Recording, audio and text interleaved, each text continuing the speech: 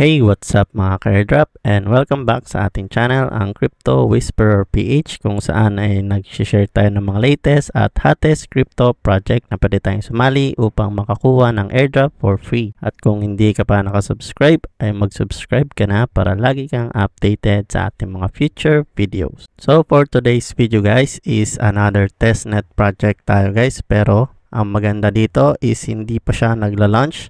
So, magiging live ang testnet na ito in 4 days. So, marami tayong time para makasali at masimulan ng early stage ang project na ito guys. At kung gusto mong malaman bakit maganda ang project na i-share ko sa inyo, ay panoorin mo ng buo ang ating video upang makatulong ka rin sa paglaki ng ating channel. At bago tayo magsimula, is i-congratulate ko lang ang ating mga winners sa ating first ever giveaway, which is nakapost na sa ating community tab guys. So ito sila ang ating mga winners. 4 winners yan guys. And kung gusto mo rin manalo kagaya nila, is maging active lang lagi sa ating channel at mag-subscribe ka na rin para lagi kang updated sa ating mga future posts and giveaways. And proceed na nga tayo guys sa ating project for today. At ito nga guys ay si Yellow. Ito ang kanilang official Twitter or X account, at ilalagay ko lang din ang kanilang link dyan sa baba kasama ng kanilang mga official website and testnet link. So ito guys, nabasa ko na yan, nabasa ko na yung mga post nila. Check nyo na lang dyan para hindi na humaba masyado ang ating channel. So isa lang Web3 blockchain products and services ecosystem, building next-gen DeFi experience for exchanges, brokers, and traders guys. So currently meron silang 161k followers at isa lang blockchain. So obviously check na natin ang kanilang kanilang official website. So dito guys makikita nyo kompleto ang ating project na ito. So which is magandang indication.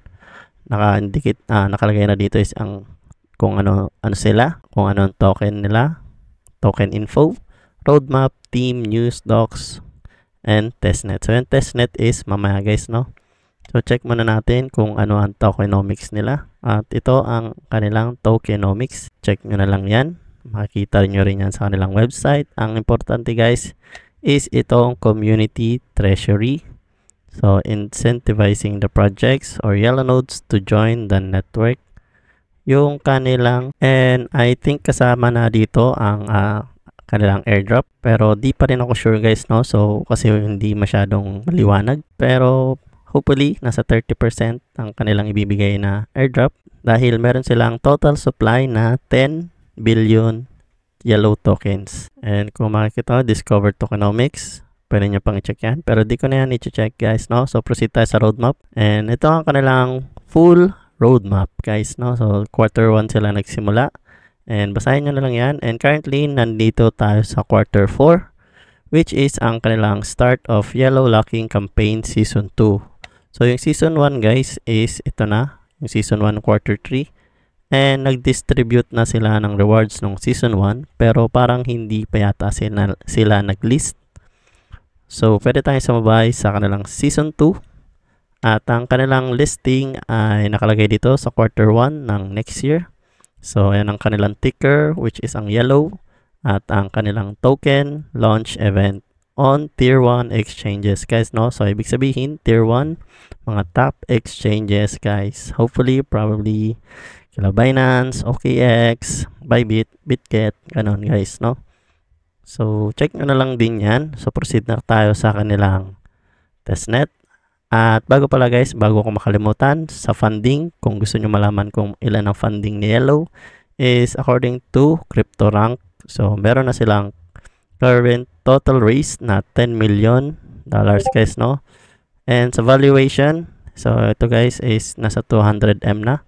And kung i-check natin ang kanilang mga investor, is mga big time ang kanilang investor guys, no? So nandyan si Consensus, LD Capital, GSR, at marami pang si Moonrock guys. So nandyan din si Moonrock Capital, nandyan din mga big time guys, no? Marami silang investor.